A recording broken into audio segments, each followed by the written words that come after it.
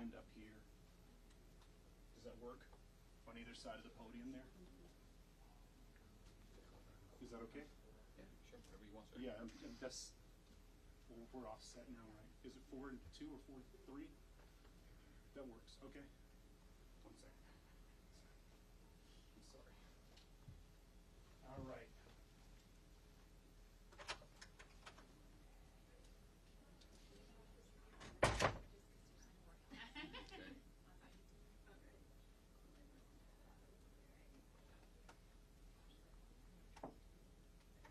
All set?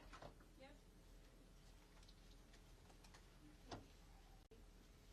Step down.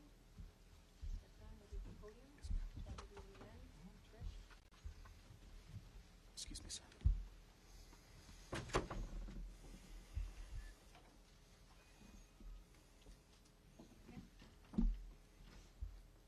Good morning. Thank you, everybody, for coming. My name is James Covington. I am the Regional Communications Director for ICE Northeast.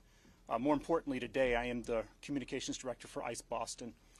Thank you for coming out to our press conference announcing the results of a recent enhanced immigration targeted operation. So without further ado, I'm going to turn it over to the Acting Director of ICE, Todd Lyons. Good afternoon, everyone. Before we begin, I just want to take a special thank you to thank our partners. Without partnership, this is really key to the success of the ICE mission and DHS as a whole. To U.S. Attorney Leah Foley, the Boston Field Office Director Patricia Hyde, Special Agent in Charge Michael Crow, Mike Manning, Customs and Protection, Boston, Scott Reed of the ATF, Matt O'Brien at Diplomatic Security Service, Stephen Bello, DEA, Brian Keyes, U.S. Marshals, and the men and women of the U.S. Border Patrol that are with us every day. These brave men and women have worked tirelessly to arrest approximately 1,500 criminal aliens and illegal aliens during Operation Patriot. In the beginning of May, ICE and its federal and state partners launched a whole-of-government effort to remove dangerous criminal aliens from all over the Commonwealth. I'll let our Boston Field Office Director give you the specific numbers of Operation Patriot, but what I can tell you is this: that hundreds of brave officers and agents risk their lives every day here in the Commonwealth to remove dangerous criminals from Boston, Worcester, Springfield, Lowell, Lawrence, Nantucket, Martha's Vineyard, and several other communities across the Commonwealth. Significant amount of the criminal aliens that were arrested by the teams were drug traffickers, sex offenders, murderers, and foreign fugitives trying to evade justice in their home countries. It's long past time to remove these dangerous criminals from our communities. What we need to do is prevent them from terrorizing family, friends, and our neighbors. But the bottom line is that ICE and its federal partners wouldn't be able to conduct large-scale operations like this without the partnership you see up here. But more importantly, if sanctuary cities would change their policies and turn these violent criminal aliens over to us into our custody, instead of releasing them into the public, we would not have to go out to the communities and do this. Boston's my hometown, and it really shocks me that officials all over Massachusetts would rather release sex offenders, fentanyl dealers, drug dealers, human traffickers, and child rapists back into the neighborhoods. You know, all too often in Massachusetts and all over the Commonwealth, people use ICE's operations as a talking point, which it shouldn't be. It should be public safety all around. But instead, the brave men and women of ICE, CBP, ATF, DEA, Diplomatic Security Service, and the U.S. Marshals have to go out and pick up some of the most horrible criminals that are roaming free in Massachusetts. These are just some of them. A child sex offender that was previously deported that was released by a local agency but was back living across the street from a playground. A sex trafficker that was arrested for raping a child that was re-released back into the community. A habitual drunk driver who, in the midst of his drunk driving, kidnapped a child. Theft from, we had one person that was previously deported that was stealing from disabled senior citizens.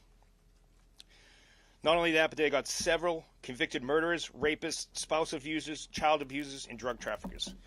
You can see their mugshots, which are all up here on the photo. And I really want everyone to see that. Because not only did they enter our country illegally, but they were released back into our community by elected officials and sanctuary jurisdictions that did not want to turn these individuals over to ICE. I really want everyone to see their faces and know what's going on. So make no mistake, ICE is going to keep doing this. This operation proved that we need to be more. While this operation was going on, and the brave men and women from all these agencies were out conducting operations, more criminal aliens were being released into the community. We did this already once.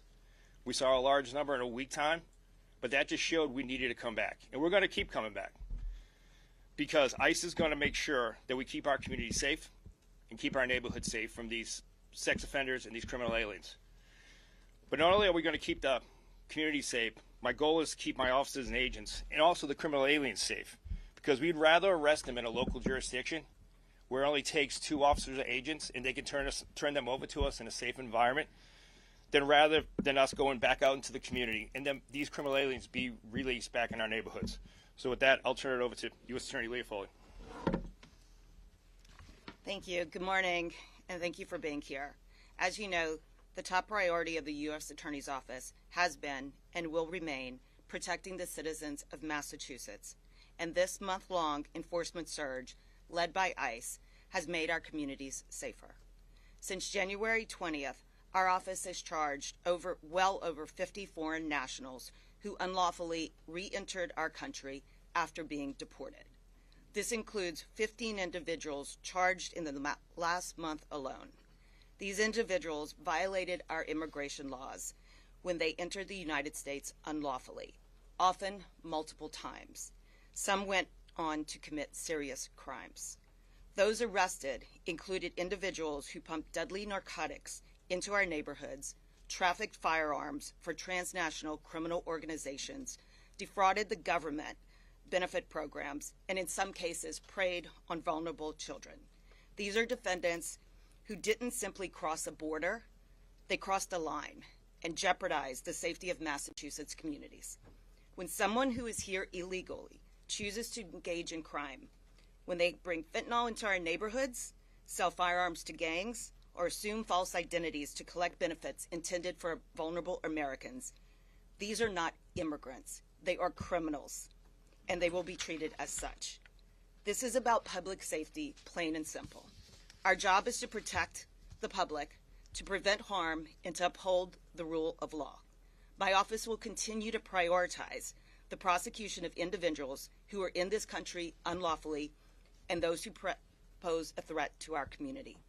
Just as I said when I first became U.S. Attorney, if you threaten the safety of our residents, we will find you. We will hold you accountable, and when appropriate, we will remove you from this country. This is the land of opportunity, not the land for opportunists. Enough is enough. When we will hold you accountable for when you commit crimes in this jurisdiction. My office will continue to support and work with ICE to bring charges against those who come here illegally and commit crimes. Equally as important, I also want to add that we will not tolerate anyone who impedes or obstructs ICE operations. What I have seen on the news and in social media is concerning, to say the least. Agents' safety is paramount, and it is a felony to threaten or assault a federal agent. I want to be clear about that. No one is above the law. This is non-negotiable. The law in this area is clear, and I will not sit idly by and watch federal agents being threatened. I also want to thank our partners at ICE and HSI, as well as our federal, state, and local law enforcement agency partners. They tirelessly work collaboratively to stand by each other and to make our community safer. Today, we are announcing real progress. However, we are not done. We are only getting started.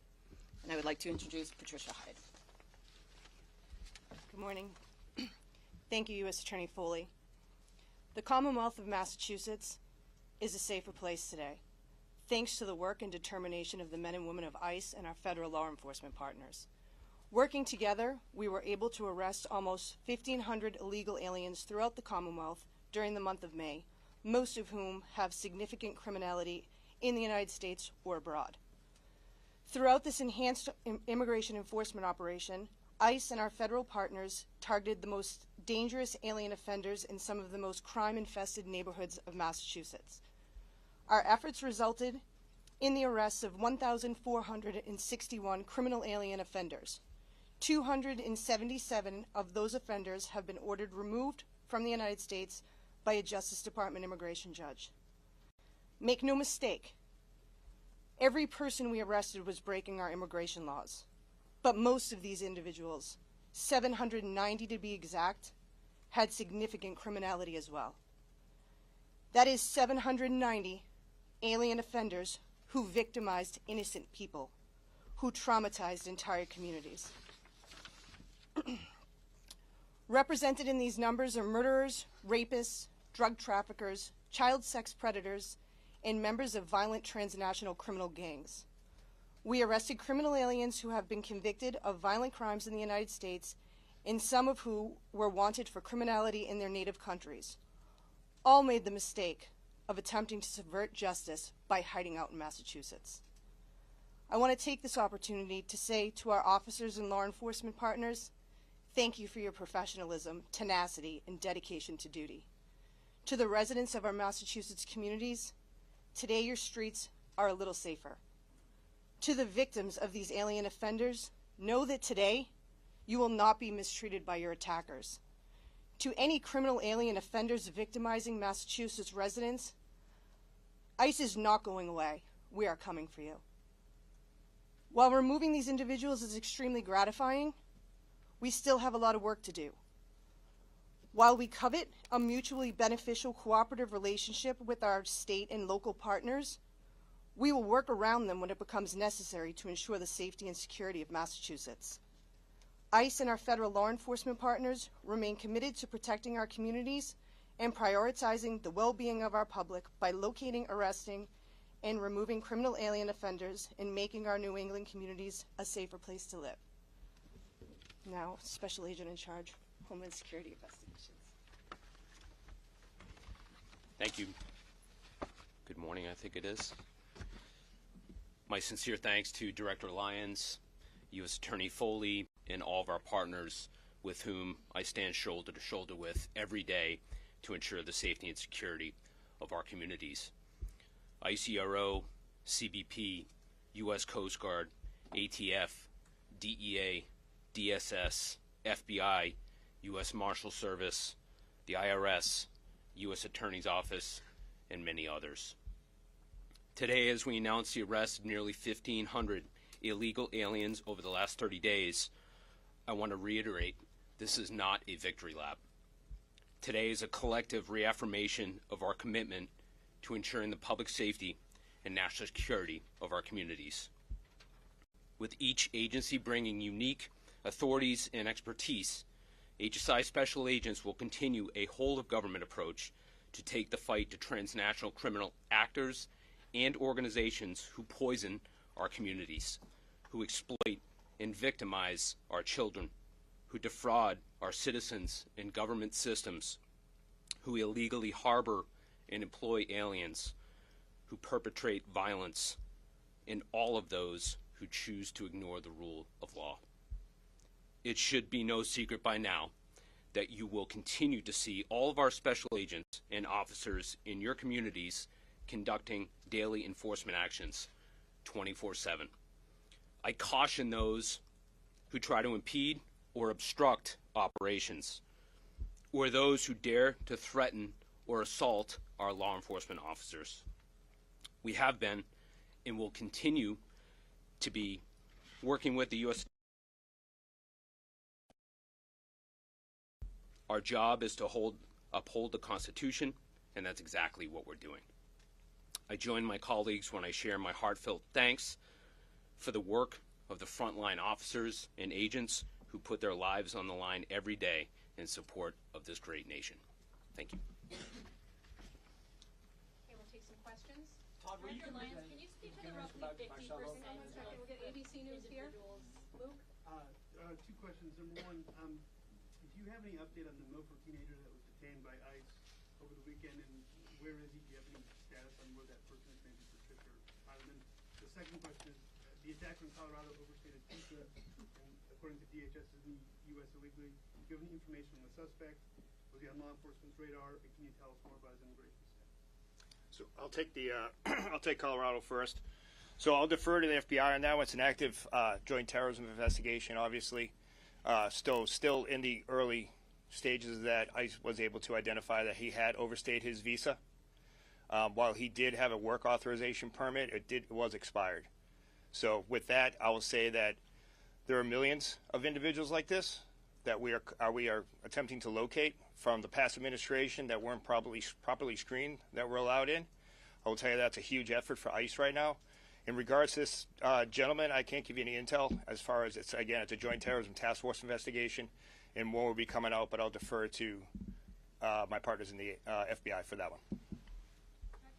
Wait, what about Marcelo Gomes Silva over the weekend?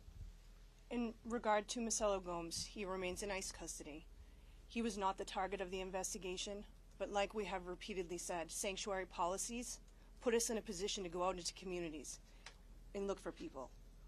When jurisdictions don't cooperate with ICE and we don't arrest people in custodial arrests, then we must go out into the community, and when we go out into the community and we find others who are unlawfully here, we are going to arrest them. We've been completely transparent with that. He's 18 years old, he's unlawfully in this country. And unfortunately, we had to go to Milford to look for someone else, and we came across him, and he was arrested. That's where that stands. You're looking for someone dangerous and violent? Well, I'll take that one. So we're looking for his father. So obviously he's the father of the year because brought his son up here illegally as well. And yes, we had intelligence from a local law enforcement agency. We were looking for the father. And like Field Officer Director High said, they made a traffic stop on that vehicle, which was the father's vehicle. He was driving that vehicle. But like any local law enforcement officer, if you encounter someone that has a warrant, or like I said, is here illegally, we will take action on that. We're doing the job that ICE should have been doing all along, and that we enforce all immigration laws. What's the danger on his father? What is dangerous about a high school junior? He was about to play in the graduation ceremony, play in the band the next day. I guess, what is the danger of the 18-year-old to that community? So I'll put it back on you. What about an 18-year-old who's just stopped for a traffic violation by Mass State Police, who's wanted to be a habitual traffic offender on his way to graduation? Would you be asking that same question to the Mass State Police for not arresting him? Like, I didn't say he was dangerous. I said he's in this country illegally, and we're not going to walk away from anybody. So where is he? Is he having due process? Does he have a lawyer? Yeah, well, the whole due process thing, ICE doesn't just scoop people off the street and remove them. Everyone gets due process, and that is what the U.S. Attorney's Office for. It's what the immigration courts are for. They all do that. He will go in front of an immigration judge. He'll have the opportunity to post bond. But again, I'm just going to ask you a question. Boston police stopped an 18-year-old on the way to high school. Are we having this conversation right now? Well, there would be a crime. There would be some evidence that we. It happens every day. Every day. There are multiple 18-year-olds arrested. But yet, we are focused on this one. And I will say, his dad hasn't turned himself in yet, and his dad knows he's the target of it. So. What's his dad targeted for? What's his dad targeted for? Sorry, do you have a Fox question? So the governor says Massachusetts is not a sanctuary state, but your teams don't receive assistance when you hit like all these different counties across, not just in Boston, but in these other suburbs and places across the state. So what's your response to the governor on that, and how difficult is it for your teams to not get that assistance? Like when you went to Operation Tidal Wave in Florida, it's a different scenario. You come to Boston, it seems like it's a little bit more difficult. I think it's a matter of semantics, right?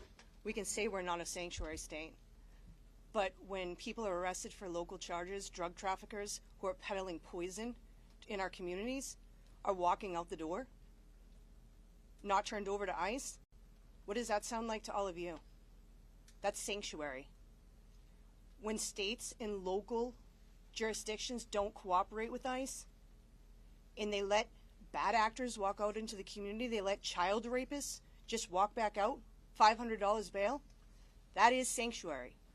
So it's fine to say that you're not, but your actions absolutely show something different. I have a As for the search operation, the U.S. Supreme Court last week halted a ruling out of Boston that had blocked the administration from revoking immigration parole for about 500,000 Venezuelan, Cuban, Haitian, and Nicaraguan migrants. And then a couple weeks earlier, the Supreme Court also allowed the administration to have TPS for thousands of Venezuelans.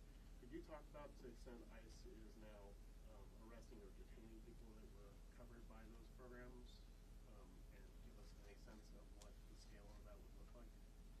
Well, in that case, I would refer you over to Citizen Immigration Services. They handle that. ICE is only the enforcement arm of the immigration process. So I can just say that anyone that does no longer has protective status would be in this country legally, and ICE would take an enforcement action. As for the search, can you tell me more about the search operation here and exactly, what are the officers, where are the officers coming from to try to help in terms of resources? Are these actual ICE agents or officers, or are they being contracted outside of the agency? And also, how do you know that they're properly vetted here to conduct and follow the same laws? So what I can tell you is no one's contracted. All the partners up here are Title VIII immigration designated officers, so every federal agency has a Title VIII authority. So these are federal law enforcement special agents and officers from all over the DHS, DOJ. Like I said, it's a whole of government approach. These aren't any contract individuals. But you can see what the numbers, like I said, we ran an operation before up here. And while they were on targeted operations for criminal aliens that were released, other ones were being released at the same time. 24 hours a day, criminal aliens are being released all over Massachusetts. The only way to account and take these other individuals back into custody was to go ahead and partner with our other DHS partners that are here and DOJ partners to ensure that we have the proper manpower to respond whenever someone's released from custody. Now, on that point, on that same point, Last question. Last question. On that same point, Can you guys offer a few more specifics on the charges? Are you counting illegal reentry as among those 790 people that's in charges versus how many were convicted and violent crimes? Yes, those include people who had been previously deported, were found back in the Commonwealth, and have been charged again with illegal reentry. So how many were charged for something other than illegal reentry? I don't have that number, but I can tell you, for example, on May 7th, I believe, ICE took a man into custody who had been removed from the country 5 previous times. He had been arrested 9 times on serious criminal charges, including assault and battery with a dangerous weapon, indecent assault and battery on a person, kidnapping, an armed robbery, threatening, and intimidation, and he had a conviction for an OUI. Another man who was arrested in Worcester had been deported 4 previous times. He came back into this country, had 3 open OUI charges. Each time he was arrested for OUI, he was released without notifying ICE so that they could go and pick him up safely and securely and put him back in deportation. It was only after he violated one of the terms of his release for that 3rd OUI that ICE was notified and the detainer was allowed to be executed. wouldn't it be breaking the state Thank you law? very much. That's all the time we have. I'm sorry. He was being charged, he was being held on violations of his release. Why do the agents wear masks? Why do they wear masks?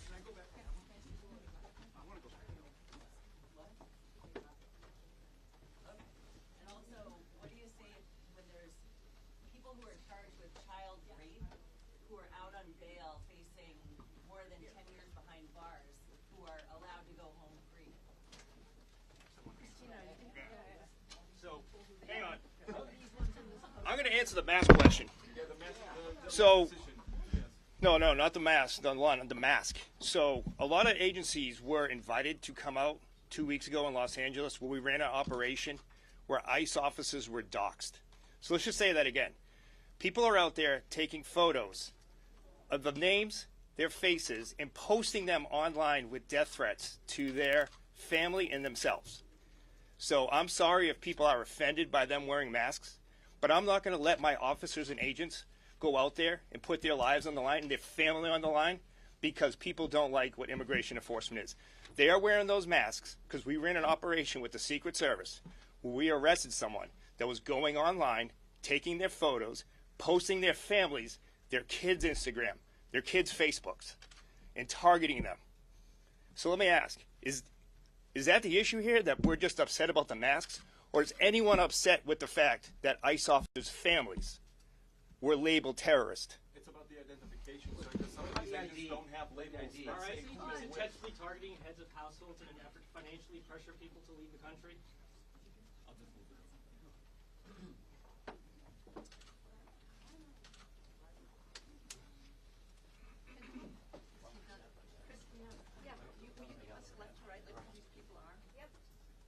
Christina, are you able to explain? Hang on one second, I just want to make sure, like, actual people are going in my office.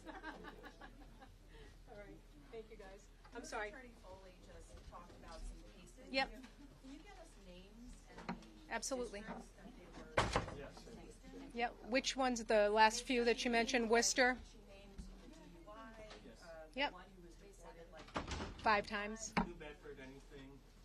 Are you guys just not going to release the entire manifest of everybody that you rounded up and all of the charges that are associated with them? So you're talking about the criminal charges? So there's a difference between the administrative arrests, which ICE does. We're looking for the breakdown. So Yeah. for all, because it says 790 of them are criminal. What about the other nearly, over 700? Like, who are they? So I don't know how ICE handles that. When Jim comes back, we can ask him if he releases names that way. Obviously, on the criminal side here, when we file criminal charges, that's easy. We can. That's part of the problem. We can't look and see like who they are. If it's administrative, there's no public record, or if they're just taken into. That's not a DOJ arm, so I don't know. And many of the people speaking today refer to the people taken in as having criminality tied to their name. Does that mean they were charged? No. Does that mean that they were convicted? I think they were referring to criminal records. So if there were criminal charges, they would be here. It would be public. That I can give you. I can give you the 53 cases, right? I mean, that's easy. But so criminality means they were convicted of the charges of the crimes they were charged with. Not necessarily. Yeah. Some people have open cases. Some are convicted. But when you put on, are you putting on a press release? ICE is. Done, or just ICE? And will they give ICE. us the actual? I don't know. The list of the names. I will ask who they James are, how he. where there's a public accounting, and also some of these people came into the country. Some of the cases you had recently came into the country like decades ago, under various administrations. Yep. And they came back repeatedly. So where's the breakdown in terms of some of these people? Like he talked about people that are out released by officials. He means judges, right? Like judges release Yes. them. So are these people awaiting trial on state charges, or are these people who are already convicted serve their state? So these are questions for ICE. I don't know how they handle these things. Yeah, it would have been. But we can ask him, and I will ask James to come out and answer some questions informally to help you guys out on the ICE front. 53 cases. The 53 were criminal cases charged in this building. Okay. And that had to do with the 1,500 people. 53. I don't know if they're. This is an ICE poster. I don't know if it's that, Yeah. but- So those are folks that we've arrested since January 20th. Okay. Which is in this district a high number, obviously. So I can get you that list. Those are public. That's public information. And the 277 ordered removed by a judge, will we be able to? So that's an ICE function. So DOJ and DHS are separate entities, and so I'll have to rely on our ICE counterparts to answer any question. Any influence you have is really, really helpful for us to Yep. be able to see the breakout. I'll talk to him So about it. of the total 1,500, Yep. how many have federal criminal charges against them? I'll check. I'm not sure if they're lumped in with that number, but I'll check. I know what you're asking. I'll look.